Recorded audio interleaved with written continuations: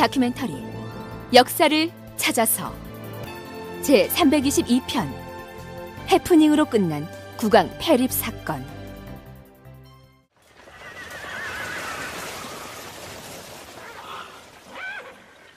내가 오늘 나라를 위해서 아주 중요한 문제 한두 가지를 처리하려고 이 자리에 제신과 추신들을 모두 모이라 하였소. 그보다 먼저 지금 밖에서 들려오는 저 소리가 무슨 소린지 아시오? 이 이면이 비상한 일이 발생할 것에 대비해서 삼별초와 6번 도방에게 긴급 소집 명령을 내린 것이오. 이 점을 염두에 두시고 내 말에 귀를 기울이는 것이 좋을 것이오. 난 얼마 전에 왕실을 위해서 목숨을 걸고 김준일 땅을 제거하는 거사를 수행하였어. 그런데 이러한 충정을 알아주기는커녕 왕은 측근들과 함께 날 죽이려고 꾀하고 있어요. 이런 때에 내가 앉아서 죽임을 당할 수는 없지 않소. 그래서 내가 이번에 큰일을 하기로 결심을 했소이다. 큰일이라면 어떤... 난 왕을 살려둘 수가 없습니다. 아니... 그러나 이 자리에서 문무 대신들이 내가 하고자 하는 일에 의견을 모아주기만 한다면 죽이지는 않고 멀리 떨어져 있는 섬으로 주방하는 선에서 이 일을 해결할 수도 있습니다. 자, 다들 의견을 말해보시오.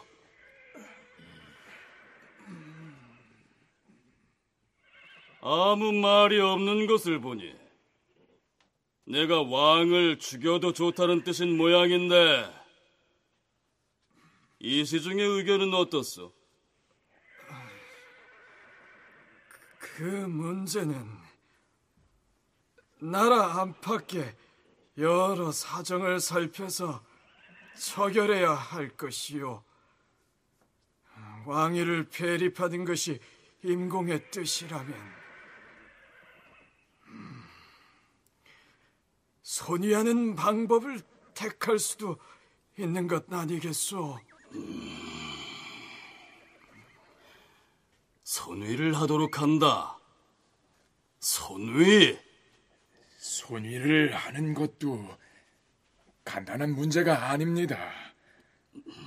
지금 임금의 유고시에 보위를 이을 세자는 몽골에 들어가 있습니다. 허니 세자가 오기를 기다렸다가 결정을 해도 늦지 않을 것이기 때문에... 참지정사께서는 태자가 돌아올 때까지 기다려야 된다, 이렇게 말씀을 하시었소. 임공, 내 뜻은 그러니까... 오늘 제 주회에는 이만 마치겠소. 다들 돌아가도 좋소. 앞에서 지난 시간 말미에 거론했던 원종 폐위를 둘러싼 논란의 일부를 드라마로 구성해서 들려드렸는데요. 이때가 고려 원종 10년, 서기로는 1269년 6월입니다. 이 당시에 훗날 충렬왕이 되는 원종의 세자 왕심은 몽골 조정에 들어가 있었습니다. 무인 집정자 이면이 원종을 왕위에서 몰아내려고 했던 이 사건은 고려사 세가를 비롯해서 열전편의 이장용전이나 이면전, 또한 고려사 조료 등의 비교적 상세히 사건의 전말이 올라와 있습니다. 간단하게 정리하면 이렇습니다.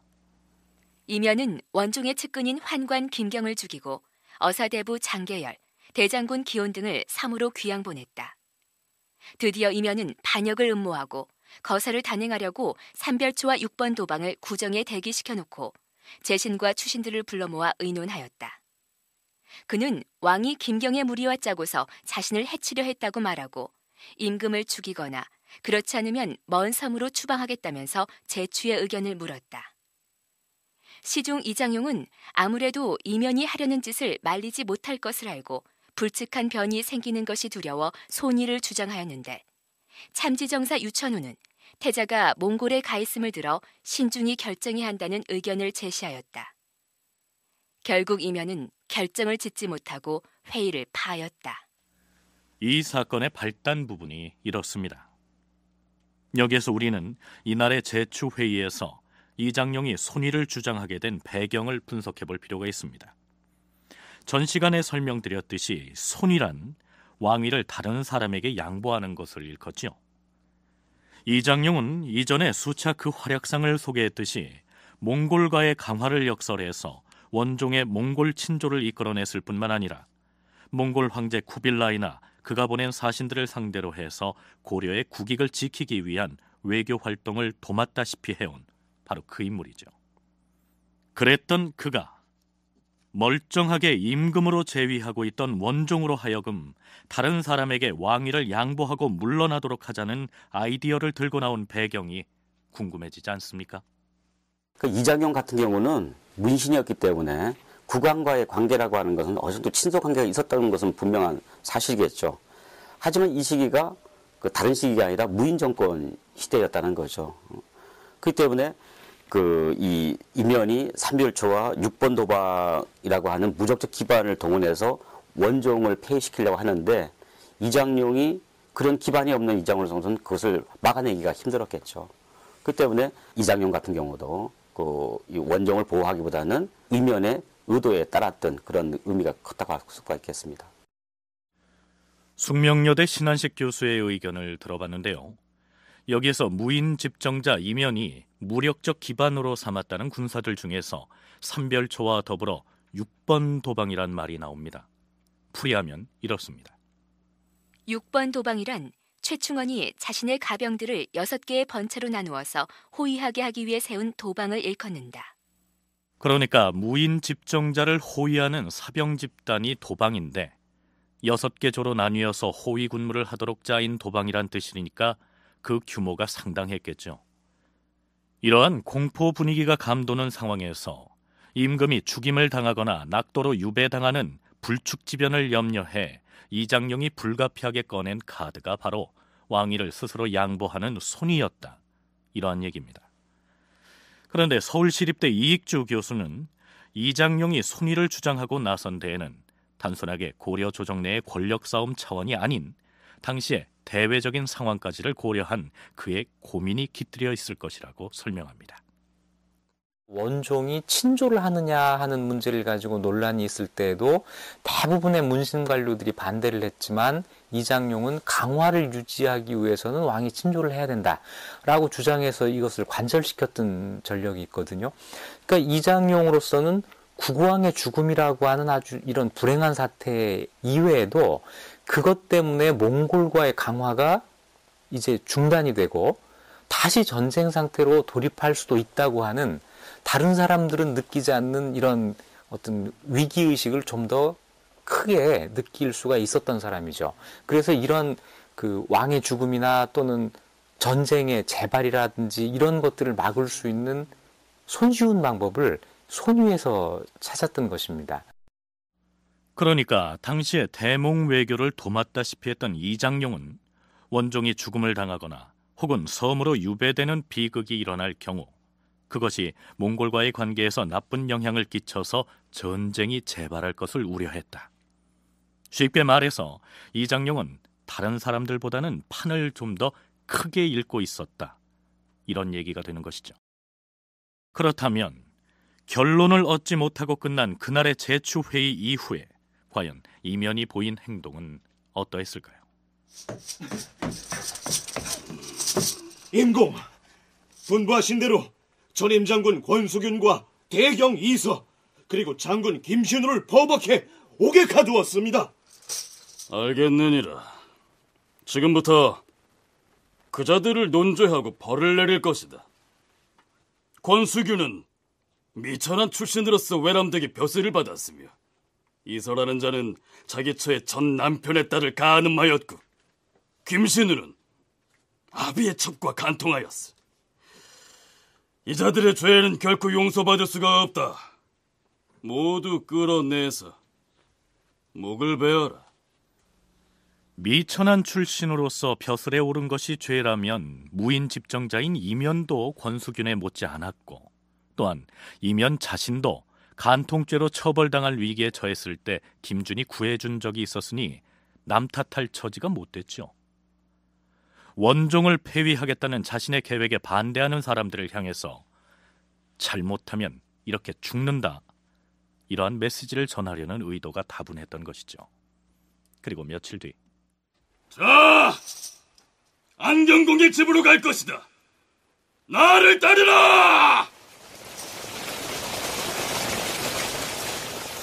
이면은 갑옷을 입고 삼별초와 6번 도방을 거느리고 안경공 왕창의 집으로 갔다. 그곳으로 문무백관을 오게 하였다. 안경공께서는 여기 모인 문무백관의 뜻을 거절하지 마시고 지체 없이 신들과 함께 대궐로 가서 보위에 오르시옵소서. 자, 이제 우리는 안경공을 모시고 대궐로 가서 성대한 주기식을 거행할 것이다. 새로운 대왕폐하를 위하여 만세를 부르자. 대왕폐하 만세! 만세! 만세! 만세! 문무백관들을 모아놓고 왕창을 임금으로 추대하는 만세를 부른 다음 대궐로 가서 즉위식을 거행하였다. 경하드리옵니다, 대왕폐하. 경하드리옵니다, 대왕폐하.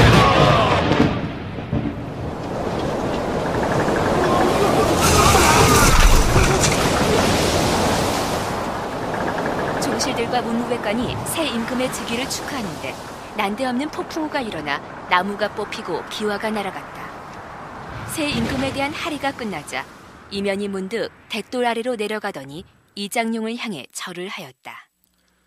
손이라는 아이디어를 처음 제공한 장본인이 이장용이었으니 원종에서 안경공 왕창으로 손이가 이루어진 그 순간에 이면이 그에 대한 감사의 표시를 한 것이겠죠. 이면으로부터 그러한 인사를 받은 이장용의 마음은 어땠을까요? 그건 그렇고 이면이 백관을 거느리고 새 임금의 즉위를 할애하는 순간에 갑자기 폭풍우가 일어서 기왓장이 날아가고 나무뿌리가 뽑히는 등 천재지변이 일어났다고 했는데요. 글쎄요, 하필이면 왜 그 순간에 그러한 재변이 일어났을까요? 이면에 의한 원종 폐위가 하늘의 뜻을 거스르는 반역행위였다는 점을 강조하기 위해서 역사의 기록자들이 그러한 표현을 사서에 실었겠죠. 이면에 의해서 새로 왕위에 오른 안경공 왕창은 원종의 친동생입니다. 원종이 태자 시절 몽골에 가 있을 때 고종이 사망했는데 그때 김준이 왕창을 임금으로 옹립하려다가 실패했었죠. 그렇다면 안경공 왕창의 경우 스스로 친형인 원종을 밀어내고 보위를 차지하려는 욕심이 있었을까요? 이익주 교수의 얘기를 들어보시죠. 왕창이 왕이 되고 싶었을까 하는 것은 좀 판단하기가 어렵습니다. 누구라도 기회가 된다면 왕이 되고 싶다라는 생각을 할 수 있었겠지만 그 당시 상황은 너무 불안정했거든요. 그러니까 왕이 억지로 왕위에서 쫓겨났고 또 세자가 지금 몽골에 가 있단 말이죠. 이런 상태에서 자기가 왕이 됐을 때 제대로 왕 노릇을 할 수 있었을까? 또 한 가지는 이 왕위가 얼마나 유지될 수 있었을까? 이런 좀 여러 가지를 생각해 본다면 이것은 일종의 그 독배와 같은 것이었겠죠. 그래서 왕창이 이것을 흔쾌히 받았을지 아니면 억지로 추대가 된 것일지 하는 것은 알 방법이 없는데요.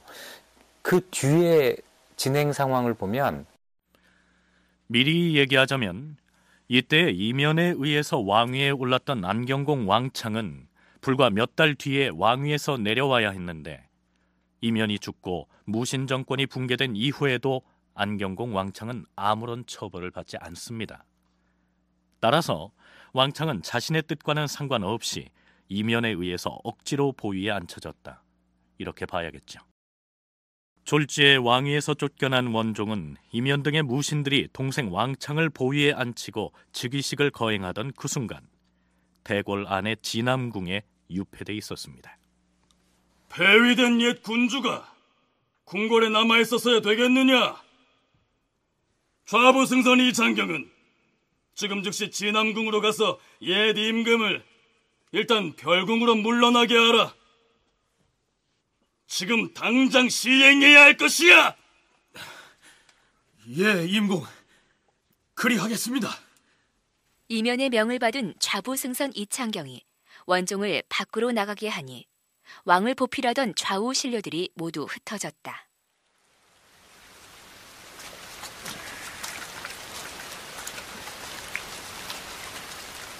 왕이 쏟아지는 비를 무릅쓰고 대궐마당을 걸어 나왔다. 폐하, 신이 타던 이 말이라도 타고 가시옵소서. 이창경이 자기가 타던 말을 왕에게 드리고 또 사람 5명을 시켜서 왕과 왕비를 나누어 모시고 별궁으로 거처를 옮기게 하였다.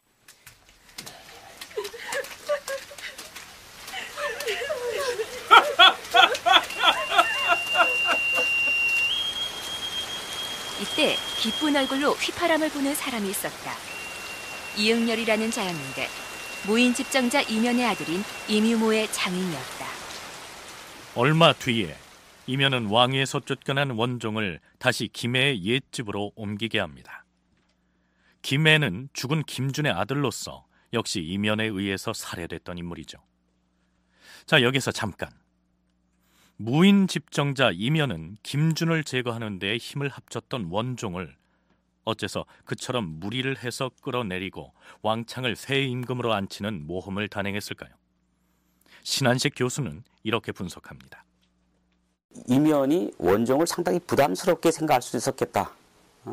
왜냐하면은 원종은 자신이 세운 그 왕이 아니죠. 그러니까 이 원종 같은 경우는 그 김준이 어떤 왕권을 회복하는데 일정하게 역할을 했기 때문에 김준과의 일정한 밀월 관계를 형성했었지만은 그런 이면과는 또 다른 속성을 가졌겠죠. 그 때문에 이면의 입장에서는 어떻게 하든지 내가 추대한 왕이 들어섬으로 해서 내가 욕구하는 권력을 갖다가 구축할 수 있는 뭐 그런 의도를 가졌던 것은 사실이라고 할 수 있겠어요. 그럼 결국 뭐냐면 이게 안경국 왕창을 옹립했을 때 곧바로 이면을 그 교정벌감직에 임명을 하거든요. 자이든 타이든 임금의 자리에 오른 안경공 왕창은 일단 국왕 노릇을 하게 됩니다. 그가 임금으로서 처음 처리한 일은 인사에 관한 일이었죠. 추밀원 부사 이면을 교정별감으로 임명하는 교지를 내릴 것이요. 교정별감은 고려 무인 집권기 최고 권력기관인 교정도감의 우두머리입니다. 최씨 정권을 포함해서 역대 무인 집정자들이 누렸던 벼슬이죠. 이제 자기 손으로 왕도 세웠고 교정별감의 지위도 꿰찼으니 나름으로 무인 집정자로서의 권력 기반을 갖춘 것처럼 보이는데 과연 이면의 권세 언제까지 지속될까요? 이면이 원종을 쫓아내고 안경공 왕창을 왕위에 올렸으나 왕창이 임금 노릇을 정식으로 하려면 거치지 않으면 안 되는 절차가 있었습니다. 임금이 바뀌었다는 사실을 몽골 조정에 알리고 몽골 황제의 책봉을 받는 절차가 바로 그것이었죠. 그럴듯한 구실을 지어내서 원종이 임금 노릇을 제대로 수행할 수 없어서 하는 수 없이 동생 왕창에게 보위를 물려주었다. 몽골 황제에게 이렇게 보고를 해야 하는데 문제는 국왕 유고시의 왕위를 물려받을 제1순위의 당사자는 왕창이 아니고 몽골에 가 있는 태자였다는 사실입니다.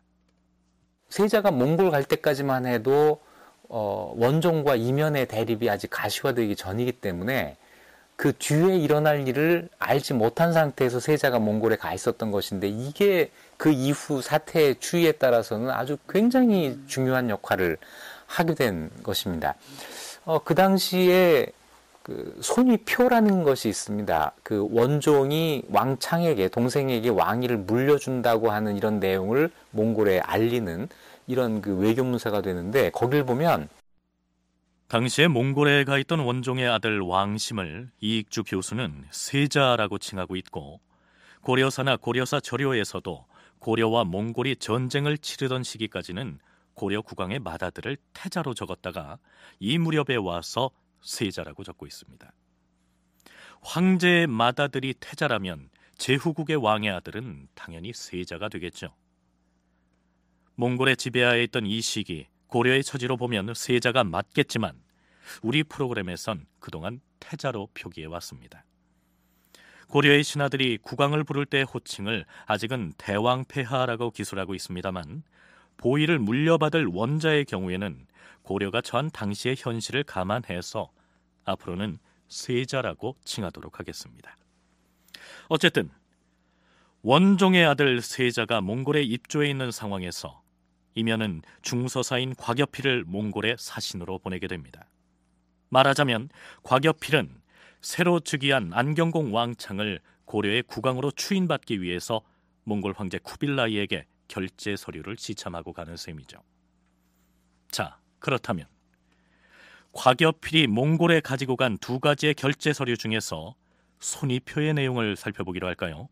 여기에서 손위표란 물러난 임금 원종이 나는 이러이러한 이유로 왕위를 동생에게 물려주게 되었다, 이런 내용을 적어서 몽골 황제에게 보내는 표문을 일컫습니다. 그 요지는 이렇습니다.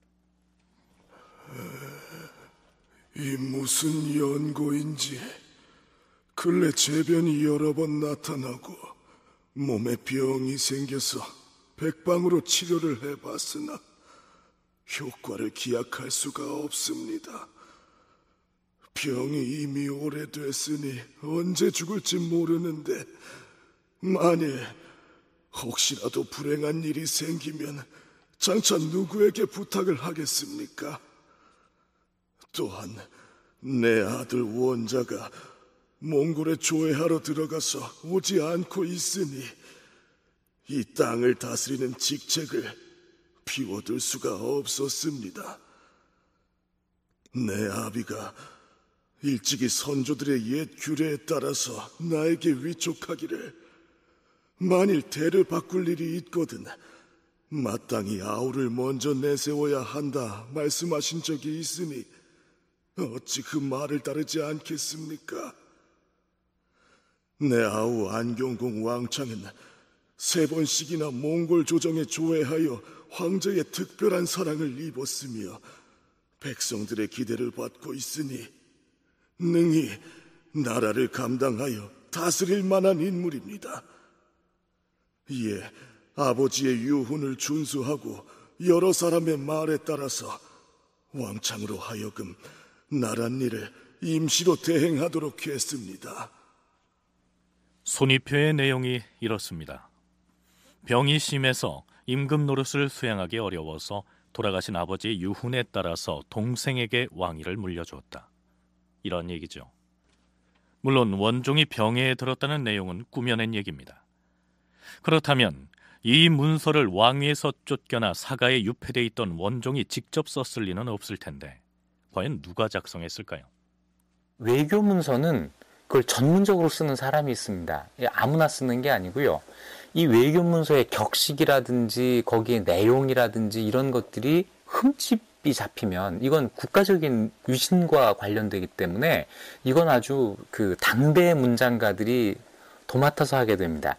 예문관이라고 하는 관청이 있어서 여기에서 그 외교 문서를 작성하는 것으로 되어 있지만 실제로 예문관은 외교 문서 작성의 어떤 그 실무적인 일을 맡고요. 실제 그 문서를 쓰는 사람들은 예를 들어서 이규보가 살아있을 때는 이규보가 거의 혼자 그걸 썼고, 물론 당시에 사신 곽여필이 지참했던 그 손위표는 이면의 측근에 의해서 작성되었겠죠.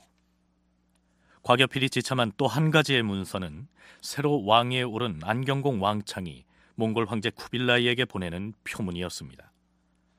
왕창은 자신이 어떠한 연유로 임금의 자리에 올랐다고 얘기하고 있을까요? 참고로 왕위에서 쫓겨난 원종의 본명은 왕식입니다. 나의 형인 왕식이 섭생을 잘 하지 못한 탓으로 병에 걸려 늘 전신이 쑤시는 듯 아픔이 심해 이제는 아침 저녁에 어찌 될지 모르는 형편에 이르렀습니다. 그리하여 국가의 주요 사업을 나에게 위촉하므로 너무나 놀랍고 황송하여 여러 번 왕이 물려받기를 사양하였습니다. 그러나 형이 아우를 왕위에 오르게 하라는 아버지의 엄명이 있었으니 아버지의 말씀을 어찌 어기겠느냐라고 하면서 임시로 나란 일을 맡을 것을 명하였습니다. 하여 나는 그만두자고 하기도 곤란하고 또 그렇게 하자고 하기에는 근거가 없는 일이라 부득이 임시로 국왕을 대신해 종묘의 제사 지내는 직책을 맡았으니 황송하기 그지없고 조심스러운 생각뿐입니다. 물론 이 표문 역시 당사자인 안경공 왕창이 쓴 것이 아니고 무인 집정자인 이면의 지시를 받은 이면의 측근 인사가 썼겠죠. 눈여겨봐야 할 대목은 새로 임금의 자리에 오른 왕창이 임시로 국왕을 대신한다라고 표현한 대목입니다. 몽골 황제의 책봉을 아직 받지 못했기 때문에 그러한 표현을 사용했을 가능성도 있겠지만 왕위 계승권자인 세자가 몽골에 들어가 있기 때문에 그러한 표현을 한 것으로 봐야 하겠죠. 그렇다면 이면은 세자가 몽골에서 돌아오면 어떻게 하겠다는 계산을 하고 원종을 폐위했을까요? 앞으로 어떻게 하겠다는 계획이 마련되질라마 않았을 겁니다. 또 시기적으로 그때가 이 고려 세자가 몽골에 가 있었던 때라는 걸 고려한다면 그 시점도 치밀한 준비 끝에 정했다기보다는 아주 우발적으로 그런 거사를 일으켰다고 봐야 될 것입니다. 그래서 세자가 돌아온다고 했을 때 이 세자를 어떻게 처리할 것인지 실제로 이런 계획이 있었을지 의문스럽습니다. 준비가 없는 상태에서 좀 모험적으로 또는 우발적으로 일으킨 사건이었다고 하는 것이죠. 이것은 역시 그 전국을 주도할 수 있는 충분한 힘이 없었기 때문에 생긴 결과라고 보이는데, 왕위에 오른 안경공 왕창은 쫓겨난 임금 원종을 태상왕이라고 높여서 칭하도록 하고 따로 부를 세워주고 숭령이라고 부르도록 합니다. 자, 그러면 당시 몽골에 입조하러 갔던 세자 왕심의 움직임을 살펴보기로 할까요?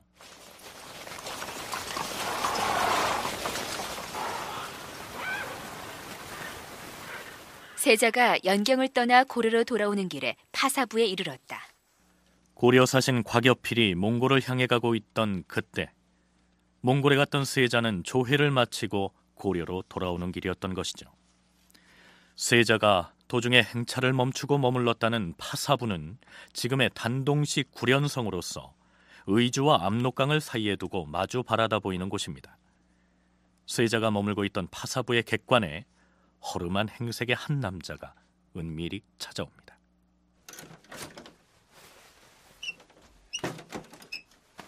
전하, 소인은 정주 관노 정오부라 하옵니다. 정주에서 온 관노라 했느냐? 정주 관노라면 관하에 있어야 할 것인데 노비 신분으로서 무슨 연유로 압록강을 건너 이곳 파사부까지 와서 나를 만나겠다 했느냐? 세자 전하, 아래옵게 황송하오나 역시 이면이 대왕 폐하를 폐위하는 불충을 저질러 싸운데 무엇이라 했느냐? 이면 그자가 폐하를, 내 아버지를 왕위에서 물러나게 했다는 말이냐? 그럴 리가 있겠느냐? 네가 만일 거짓을 고할 경우 극형을 면치 못할 것이니라. 사실이옵니다, 세자 전하. 이면이 폐하를 폐위하고 안경공을 왕위에 세웠사온데 세자 전하께서 편을 들으시고 입국하지 않을까 두려워해 은밀하게 야별초 20명을 국경 근처에 매복시켜 놓았습니다. 그러니 압록강을 건너서 국경 너머로 입국하지 마시옵소서. 그 소식을 전해드리려고 목숨을 걸고 달려왔사옵니다. 믿을 수가 없구나. 어찌 이럴 수가 있다는 말이냐? 세자 전하, 저자의 말을 믿지 마시옵소서. 어찌 애송이 같은 이면 따위가 감히 그런 일을 벌일 수 있겠사옵니까? 근거 없는 말이니 믿지 마시고 행차를 계속하시옵소서. 아니되옵니다. 어찌 한낱 관노의 말에 이를 그리시려 하시옵니까? 대장군 장자연은 정주 관노의 말을 무시하라 하였으나 나유라는 자가 앞으로 나오더니 어찌된 변인지 알아보고 나서 출발해도 늦지 않을 것이라 하였고 무덕장군 김부윤도 그렇게 거들었다. 관노 정어부가 다시 세자에게 말했다. 세자전하, 지금 이면이 보낸 사신 과교필이 몽골로 오는 중에 영주에 머물고 있사옵니다. 사람을 시켜서 그를 만나보게 하시옵소서. 여기에 나오는 영주는 지금의 신의주입니다. 세자가 함께 고려로 가던 몽골 사신 7명을 시켜서 과교필을 영주에서 붙잡고 또한 방호역관 정비도 잡아다 물어본즉 아버지인 원종이 폐위된 것이 사실임을 알고 세자는 통곡하였다.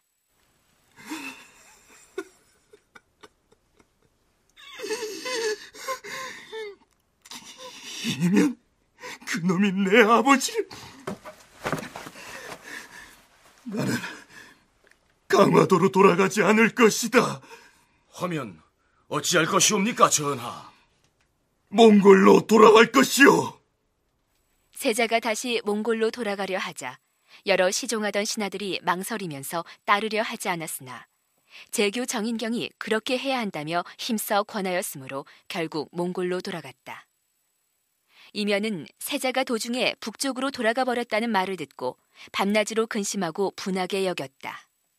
만일 세자가 도중에 원종 폐위에 관한 정보를 입수하지 못하고 압록강을 건너왔더라면 어떻게 됐을까요? 야별초 20명을 국경지대에 매복시켜 두었다는 것으로 봐서 이면은 세자를 도중에 죽여 없앨 생각을 했던 것으로 보입니다. 신한식 교수의 얘기를 들어보시죠.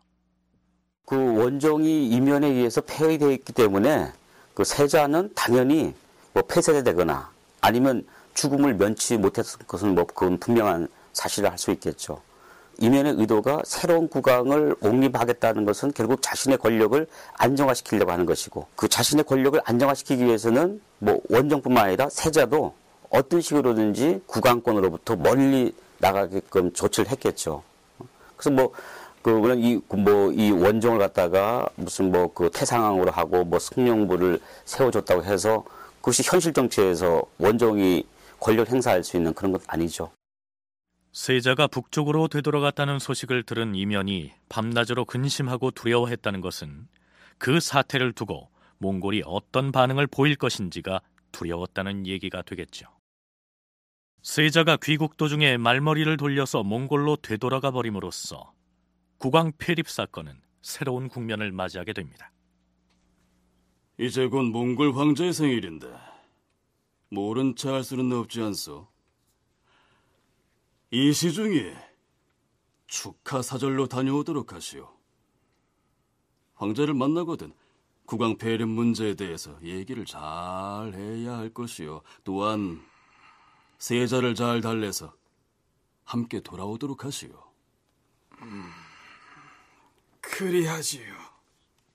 이면은 시중 이장용을 몽골의 사신으로 파견합니다. 한편 몽골로 되돌아간 세자는 대장군 장자열을 강화도로 보내면서 고려 조정에 이러한 글을 전하게 합니다. 반드시 부왕을 복위시키도록 하라. 그렇지 못할 것이면 순환후 왕종을 보위에 세우라. 순환후 왕종은 원종의 둘째 아들, 즉 세자의 친동생이었습니다. 이제부터 몽골에 머물고 있던 세자와 고려 조정의 이면 사이에 국왕 폐립 사건을 두고 치열한 외교전을 벌이게 된 것입니다. 그 사이에 몽골 황제 쿠빌라이가 알탈 아브라 등을 사신으로 고려에 파견하는데 이때에 지참한 쿠빌라이의 조서는 이러한 내용을 담고 있었습니다.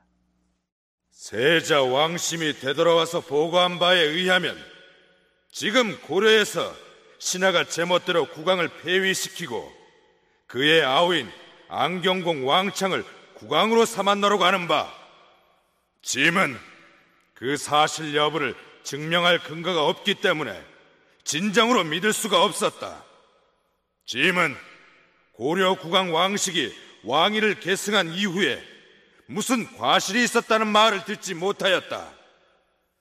만일 진실로 과실이 있었다면 바른 대로 간하여 고치게 하면 될 것 아니겠는가? 그래도 고치지 않는다면 응당 짐에게 보고해 처분을 기다려야 할 것이다. 그런데 나에게 보고도 하지 않고 신화된 자가 함부로 국왕을 폐립하였다 하니 이런 법이 어디 있는가?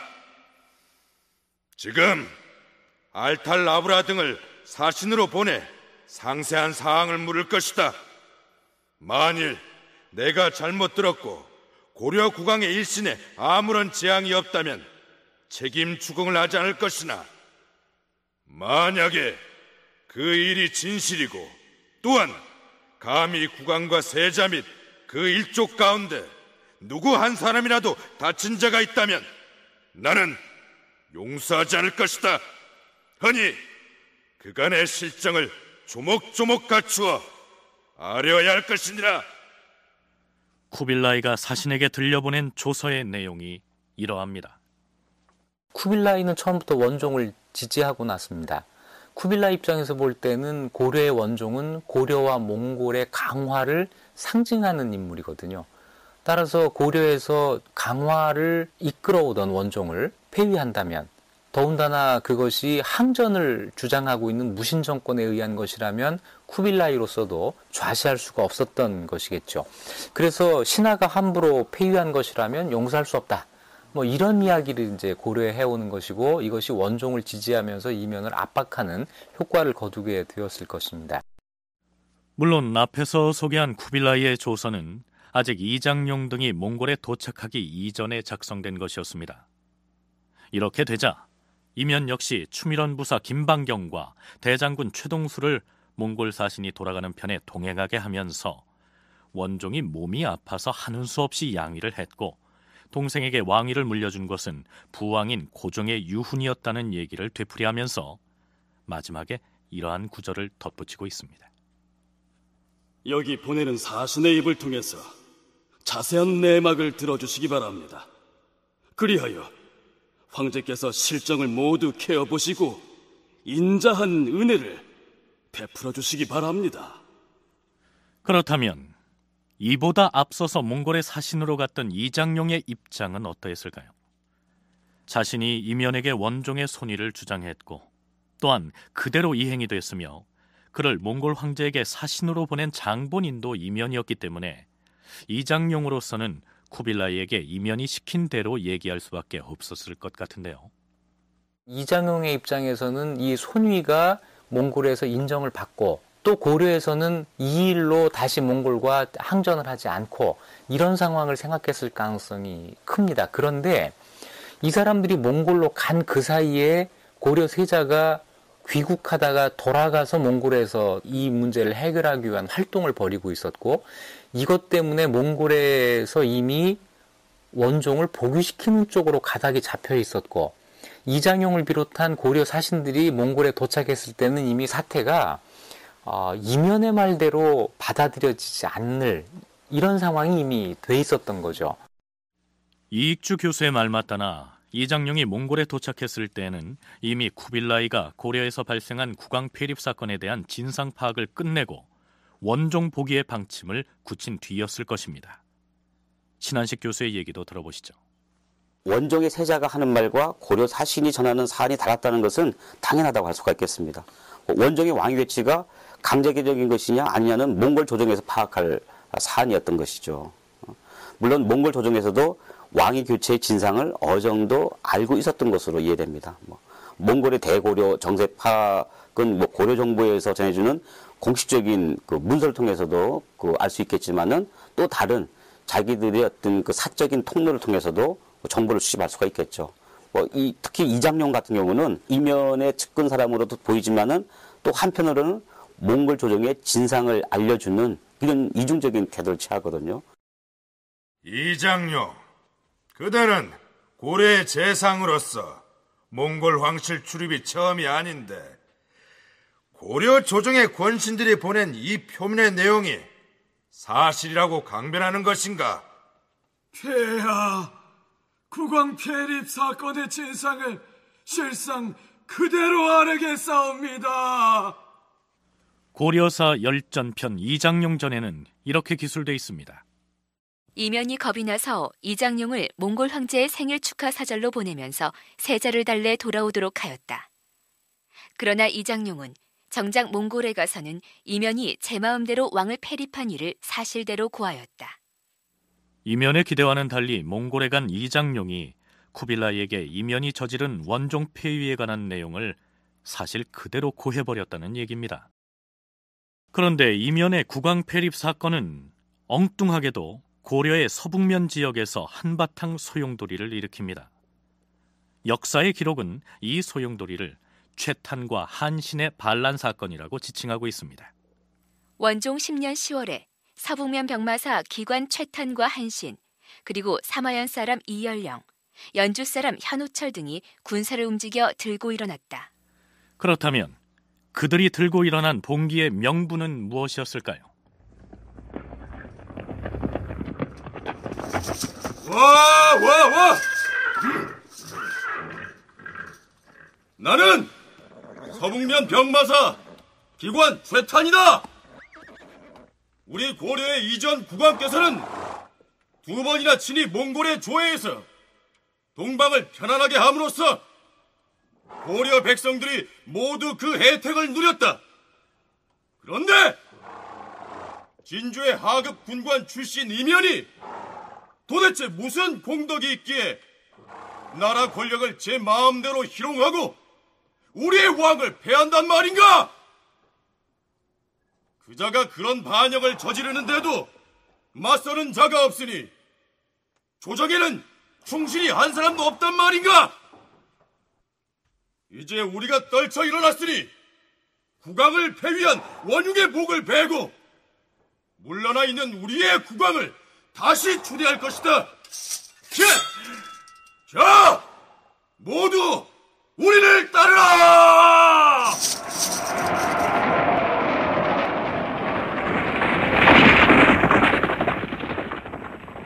최탄은 무리를 이끌고 나가 서경유수 최연, 판관 류찬, 사록 조영불, 용주수령 유희량, 영주수령 목덕창, 철주수령 김정화, 선주수령 김희, 자주수령 김윤 등을 차례로 죽였다. 그 나머지 아전들도 모두 그들에 의하여 죽음을 당했다. 이들이 지방 수령들을 죽이고 유린했다는 지역을 오늘날의 지명으로 얘기하자면 평안도의 용천, 신의주, 철산, 선천, 순천 등지에 해당합니다.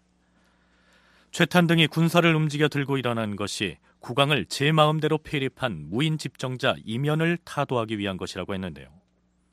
겉으로는 이면을 응징하겠다고 했으면서 애꿎게 서북면의 여러 성을 휩쓸고 다니면서 수령과 지방관들에 대한 무차별 살육을 자행하고 있으니 이 어찌된 일일까요? 철주수령 김정화의 아내는 용모가 아름다웠는데 최탄 등이 이끄는 반란군이 김정화를 기둥에 묶어놓고서 그 앞에서 그의 아내를 겁탈한 뒤에 술까지 따르게 하니 김정화의 아내가 분하여 목을 메어 죽었다. 이렇듯 그들의 살육행위는 서북면 일대의 백성들을 공포에 떨게 했는데 그렇다면 몽골 측에서는 이들의 반란을 어떻게 보고 있었을까요?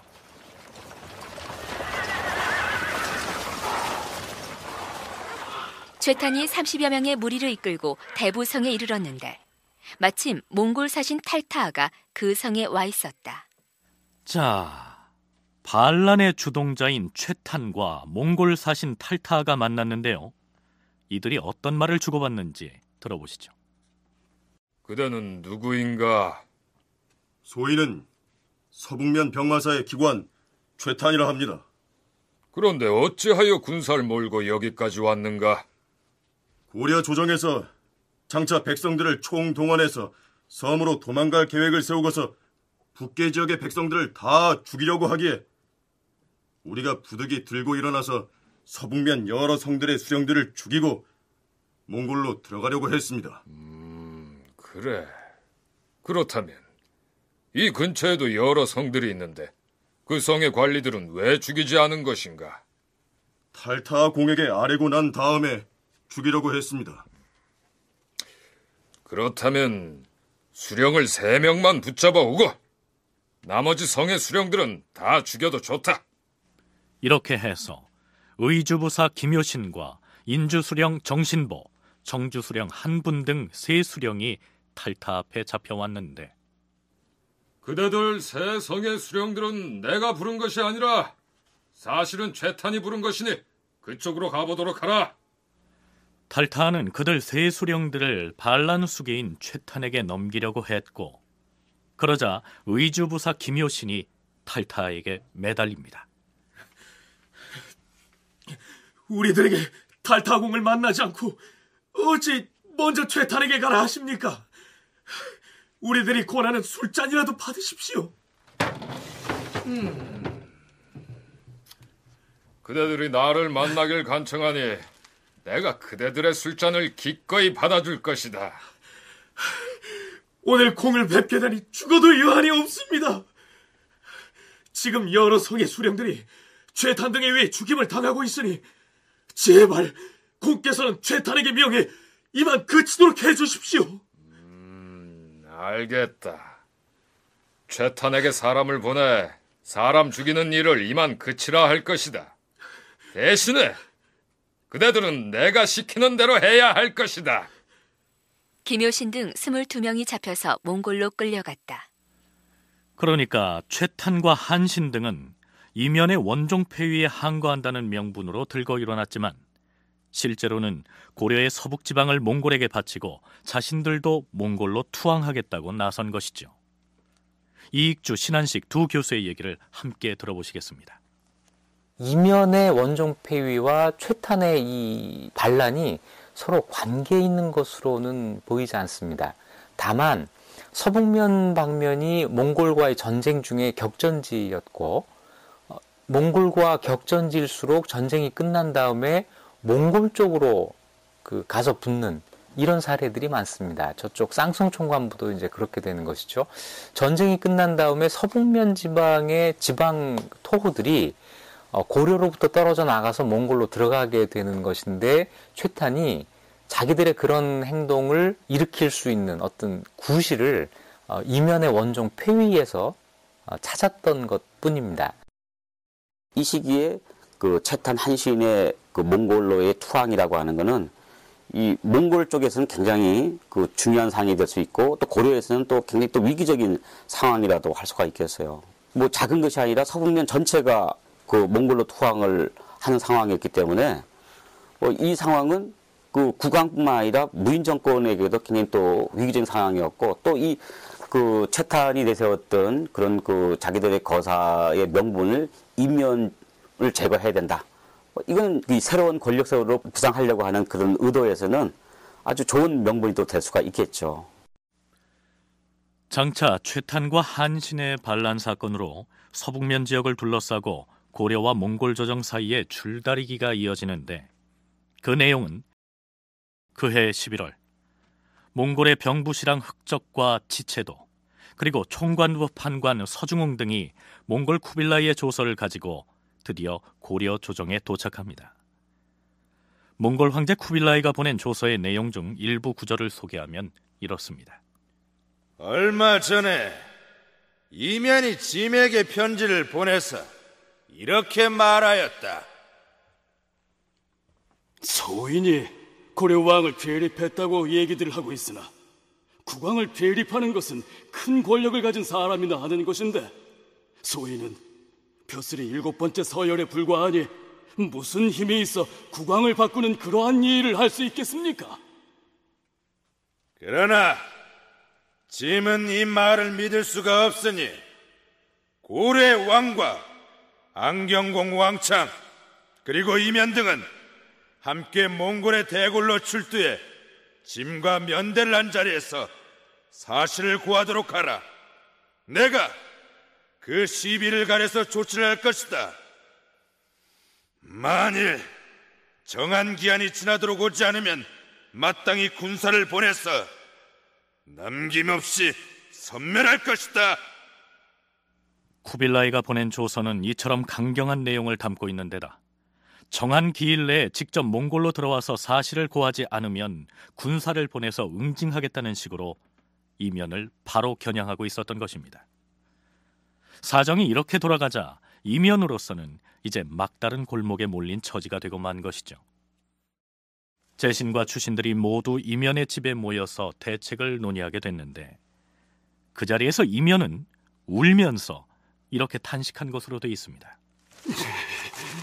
난 국가를 바로잡고 난 뒤에 몽골 황제에게 가서 조회를 하려고 했는데 황제가 조서를 보내서 이처럼 무섭게 일난을 하고 있으니 장차 어찌하면 좋단 말인가. 그리고 다음 날 이면은 몽골 사신 흑적 일행을 위해서 연회를 베풉니다. 고려사 조료에는 이때 이면이 흑적 등에게 뇌물로 건네준 금은 보화가 아주 많았다고 기술돼 있습니다. 그러나 뇌물만 받고 적당히 넘어갈 일이 아니었지요. 드디어 흑적이 국왕 폐립 사건을 언급합니다. 우리 황제 폐하께서는 고려에서 국왕이 폐위된 사건을 온당하지 않은 일로 여기고 계시오.